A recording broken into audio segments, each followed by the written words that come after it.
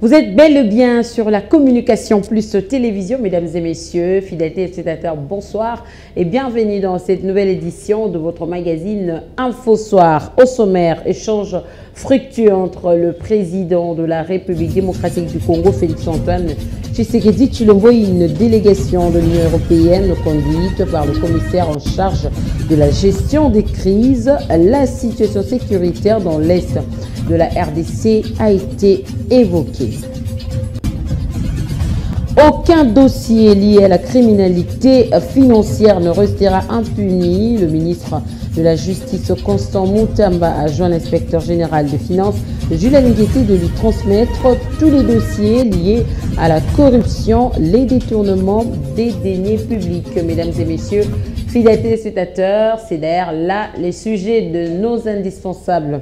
Dès ce soir, je parle bien du ministre de la Justice, Constant Mutamba, qui a joint l'inspecteur Jules Alingeti dans l'objectif de traquer les détourneurs et les corrupteurs des deniers publics. Mesdames et messieurs, encore une fois, bonsoir et bienvenue. Alors, on invite directement Neville Kabongo pour plus de détails à ce sujet des indispensables. Mesdames et messieurs, bienvenue.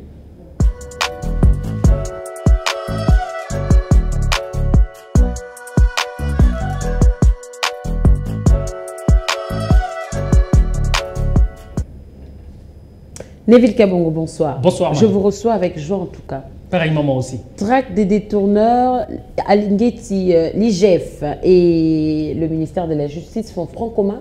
Oui, ils font front commun dans la mise en pratique de l'opération Impunité Zéro. Donc, vous l'avez dit dans votre prélude, aucun dossier lié à la criminalité financière ne restera impuni. Donc, les deux personnalités ont eu des échanges cordiaux, on peut le dire ainsi, hier, entre le ministre de la Justice, Constant Mutamba, et l'inspecteur général, chef de service de l'inspection générale de finances, Jules Alingeti. Alors, donc, désormais, la corruption, ils vont s'en prendre aux corrupteurs et aux détourneurs des deniers publics. Et ceux qui sont cités dans les faits des mégestions, ces dossiers seront transmis à la justice, voulais-je dire, pour que ces derniers soient traqués et que la justice puisse être entendue. Quand on parle de désormais, on tient compte aussi des dossiers passés ou bien on va voir le prochain dossier? Non, c'est-à-dire que les dossiers qui existent pour lesquels l'IGF n'avait pas eu gain de cause lorsque... Je voulais avoir cette précision. Neville Kabongo, tous les rapports de l'IGF désormais seront-ils pris en compte? Oui, on l'espère parce qu'en voyant les deux personnalités échanger, on a cette lueur d'espoir qu'ils vont s'entendre et acheminer, travailler ensemble. Parce que rappelez-vous, à l'époque, il y avait certains dossiers de l'IGF qui n'avaient pas gain de cause au niveau du ministère de Justice avec Mme Rose Mutombo. On l'a vécu avec l'histoire de l'EPST, oui.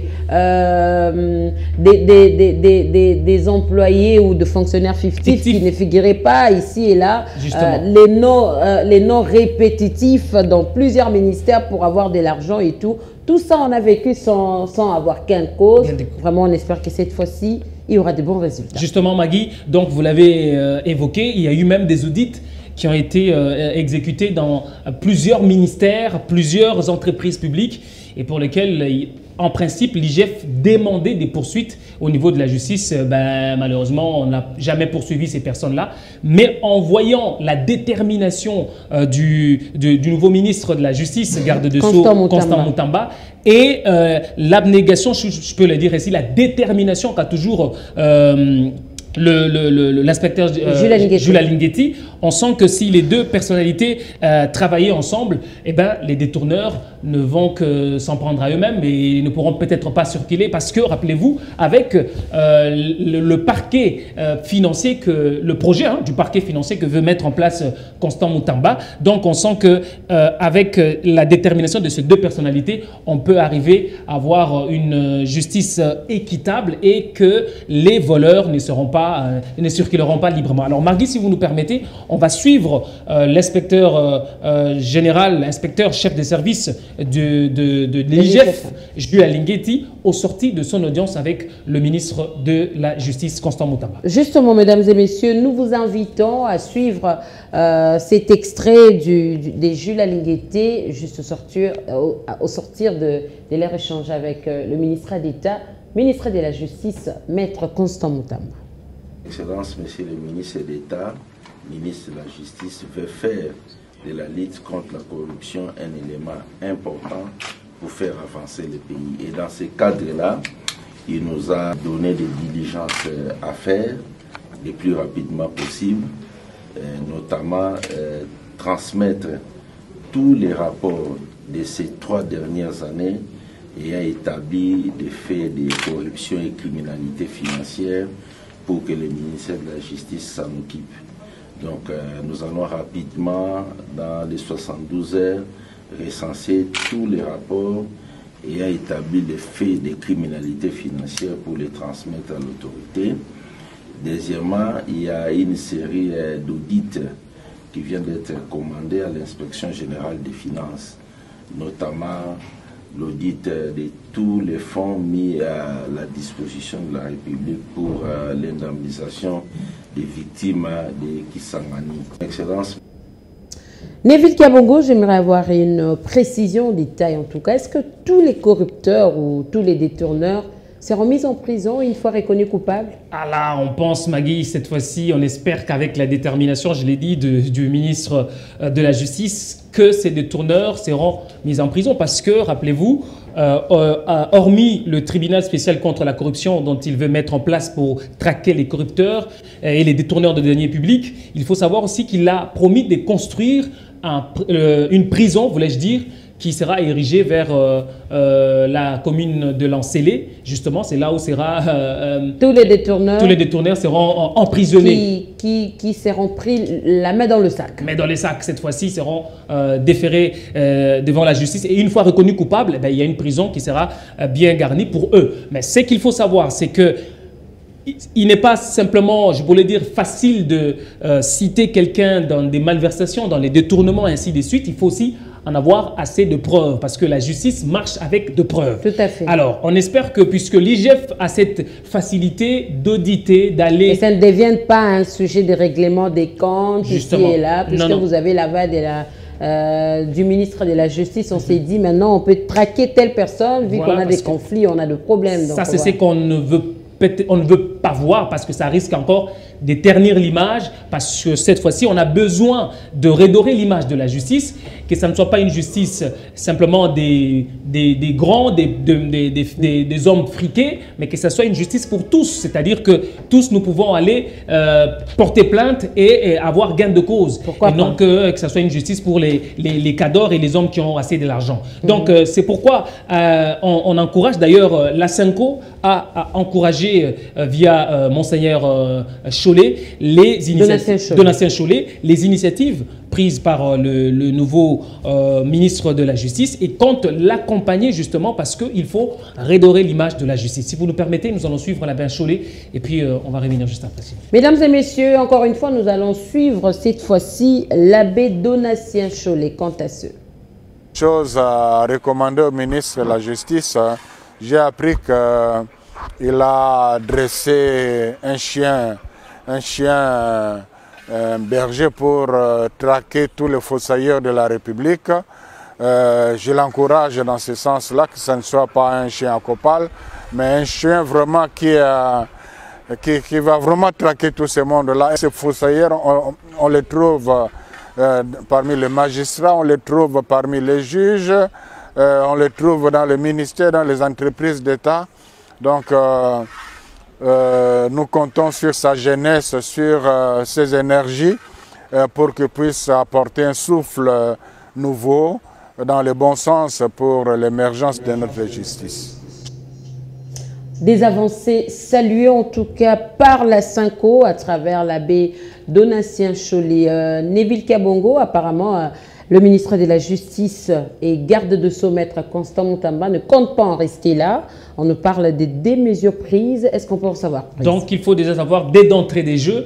Il a d'ailleurs joint au procureur du parquet de grande instance de la Gombe de poursuite contre les auteurs de nuisances sonores. Okay. C'est-à-dire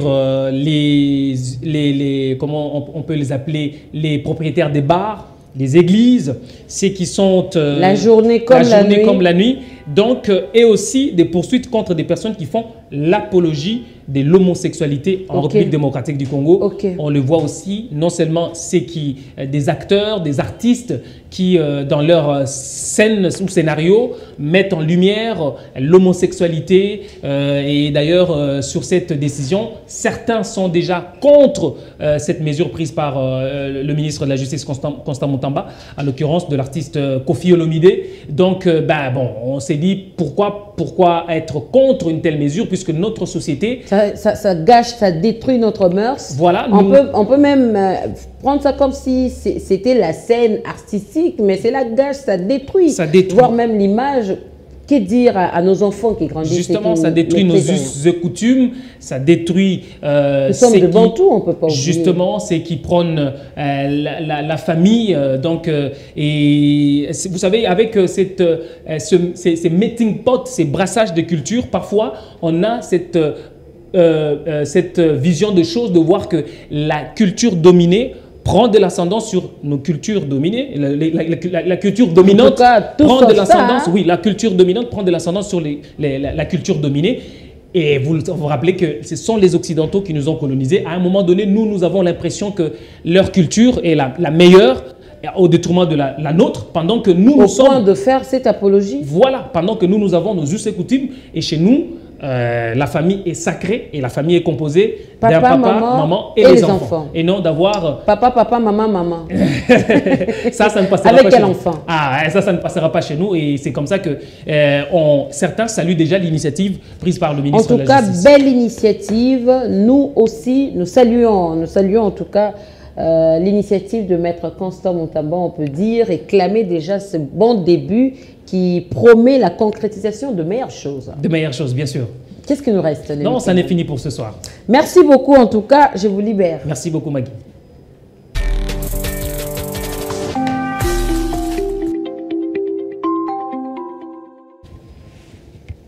On continue, mesdames et messieurs. Comme je l'ai dit au sommaire, le président de la République, Félix-Antoine Tshisekedi Tshilombo, a échangé avec une délégation de l'Union européenne conduite par le commissaire en charge de la gestion des crises. Les délégués de l'UE étaient venus rencontrer le chef de l'État pour s'enquérir de la situation humanitaire dans l'Est de la République démocratique du Congo.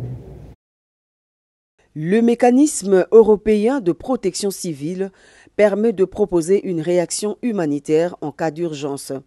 Un dispositif créé en 2001 par l'Union européenne qui vise à protéger les citoyens européens en cas de catastrophe, mais aussi à étendre la solidarité de l'Union européenne au-delà de ses frontières.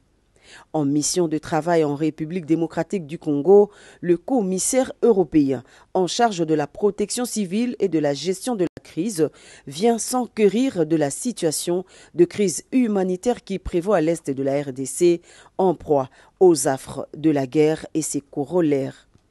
Selon Janez Lenartich, l'Union européenne va continuer à fournir l'aide humanitaire aux populations de l'est de la RDC qui en ont besoin. Et nous avons échangé avec le chef de l'État, le président Tshisekedi, sur ce sujet. Il a souligné les causes profondes du conflit là-bas. Je le suis assuré de la volonté de l'Union européenne de soutenir tous les efforts vers la paix. L'Union européenne est le deuxième bailleur de l'aide humanitaire à la République démocratique du Congo. L'année dernière, nous avons débloqué 100 millions d'euros. Cette année, nous avons commencé avec 64 millions d'euros. Et ces jours-ci, j'ai décidé de demander à nos autorités budgétaires d'approuver un renforcement de 35 millions d'euros. parce que la situation humanitaire s'est dégradée cette année ici. Cette année, depuis le début de cette année, il y a presque 1 million de nouvelles déplacements. C'est horrible. Son programme de travail prévoit dès ce mardi une visite dans plusieurs sites de déplacés de Goma et parmi les plus cités figure le camp de Mugunga, victime d'un bombardement le 3 mai dernier, causant une trentaine de morts. La République démocratique du Congo et l'Afrique du Sud, deux nations qui ont toujours tissé des liens étroits de coopération illustrés par un engagement mutuel pour la stabilité, la paix et le développement régional. Reçu par le chef de l'État Félix-Antoine Tshisekedi Tshilombo, l'envoyé spécial du président Cyril Ramaphosa était porteur d'un message d'amitié à son homologue congolais. Le vice-premier ministre, ministre des Transports et Voies de Communication et la ministre d'État aux Affaires étrangères ainsi que le directeur du cabinet du chef de l'État étaient également associés à cette audience. Mesdames et messieurs, près de 6 mois après la publication des résultats des élections présidentielles, des résultats définitifs, voulais-je dire, des élections présidentielles, législatives, nationales et provinciales en République démocratique du Congo, la mission d'observation électorale SENCO-ECC a dévoilé ce lundi 18 juin 2024 son rapport final de 2018-2024. Sur place, plusieurs recommandations ont été formulées aux différentes parties prenantes pour améliorer le prochain cycle électoral. Dans son rapport final sur le cycle électoral de 2019 à 2023, publié ces jours, la mission d'observation électorale SENCO-ECC salue les efforts fournis par la CENI et le gouvernement congolais pour la tenue des scrutins combinés du 20 décembre 2023. Après observation des différentes opérations électorales, la MOI SENCO-ECC dit avoir noté d'abord un retard criant de 685 jours dans la mise en place des animateurs de la CENI, avec pour conséquence un cycle mal entamé, suivi d'un calendrier électoral exposé à des différentes contraintes d'ordre financier, technique, sécuritaire et logistique, marqué par les dysfonctionnements de certains kits électoraux, la non-publication du fichier électoral révisé, ainsi que le non-affichage des listes conformément à la loi électorale. Ce processus a été affecté déjà, comme nous l'avions dit par plusieurs fois, a été mal entamé par la mise en place tumultueuse des animateurs de la CENI, suivi de ces retards dans l'acceptation de toute l'équipe et indépendamment de l'équipe qui a été mise en place, elle était déjà contrainte par le délai calendaire parce qu'il fallait avoir les élections en 2028 et par conséquent, le calendrier devrait tenir compte de la plage qui restait disponible, notamment 2 ans sur lesquels il fallait étaler toutes ces opérations. Dans ces mêmes rapports, ces religieux ont également souligné que 3706 bureaux de vote ont été dupliqués avec des mêmes numéros d'identification, même nom et même adresse, mais avec des coordonnées géographiques différentes. À cela s'ajoute, pour la MOI SENCO-ECC, des faits de corruption, des discours de haine tribale et autres irrégularités constatées lors du déroulement des scrutins du 20 décembre 2023. La MOI SENCO-ECC plaide auprès du président de la République afin que les états généraux sur l'organisation des élections à RDC soient tenus. Ceci permettra aux Congolais de renouveler leur pacte républicain en vue de consolider le vivre ensemble autour de l'accès au pouvoir pour la paix et la stabilité du pays. En plus, le fait que l'organisation des scrutins soit étalée sur plus de 6 jours constitue pour la MOI SENCO-ECC une démonstration des faiblesses de la CENI sur la planification électorale. Mesdames et messieurs, sachez aussi que le service national a présenté ce lundi une nouvelle vague de 200 jeunes en provenance de Lubumbashi et Kasumbalesa dans la province du Haut-Katanga. Parmi ces jeunes, 60% se sont inscrits volontairement pour une formation paramilitaire et l'apprentissage au métier. Regardez. Ils viennent de Kasumbalesa et ils ont fait escale à Lubumbashi. Le temps de faire jonction avec ceux du chef-lieu de Haut-Katanga et de se voir dotés de la tenue bleue et jaune, symbole du service national. 200 jeunes sont en route vers Kanyama-KCC. Parmi eux, 60% sont des volontaires.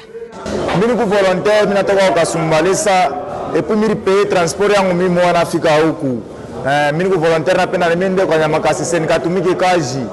Mimi natokea Kasumbalesa, donc mimi naanza fuatilia procedure depuis mimi fuata kintu ataki ya 2 semaines mimi pana bifuatilia sa mimi naanza kwa mimi ndaka kumeri mimi mwenyewe mimi narepeleka yani mimi fikaka kumeri bananiambia sasa ile batanza kubamba utakuwa wewe mwenyewe kurileta hapa mimi nenda kutumikia service national ndio maisha yangu mimi kala sana donc ya bibambe donc hapa nisho décider ndio mambo yangu yote ende kumbele.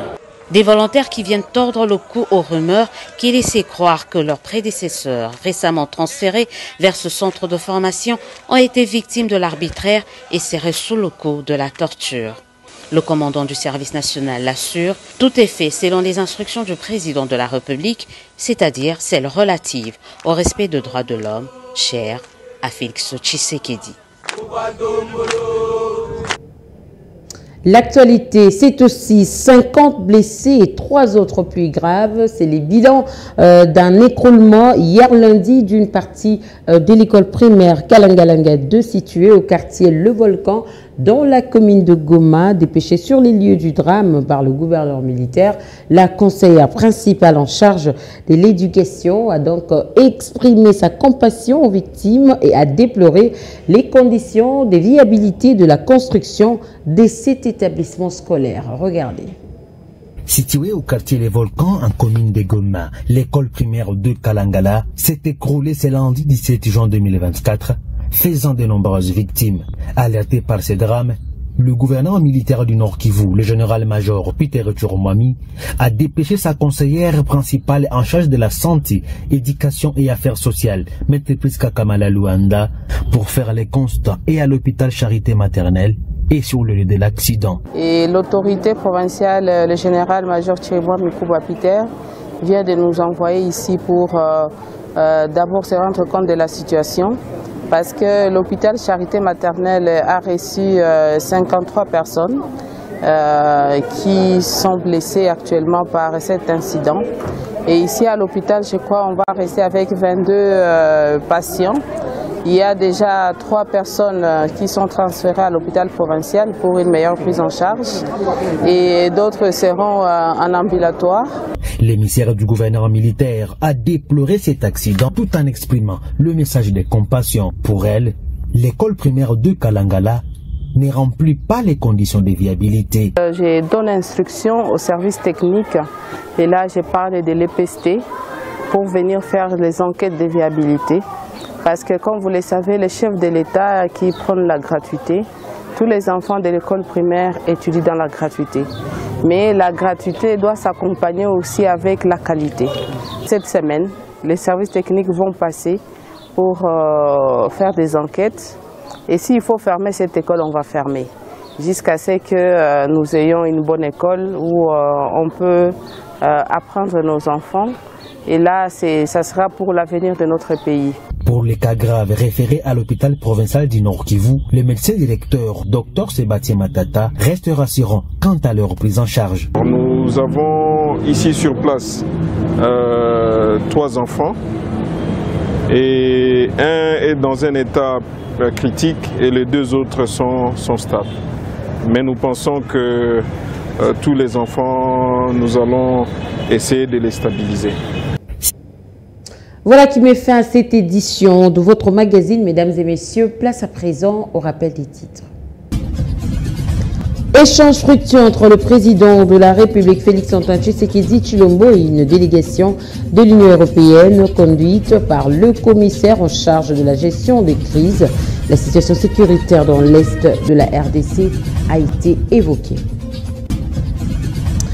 Aucun dossier lié à la criminalité financière ne restera impuni. Le ministre de la Justice, Maître Constant Moutamba, joint l'inspecteur général des Finances, Jules Alingueté, de lui transmettre tous les dossiers liés à la corruption, les détournements des deniers publics. Ainsi prend fin cette édition de votre magazine, mesdames et messieurs. Merci de l'avoir suivi. Au revoir.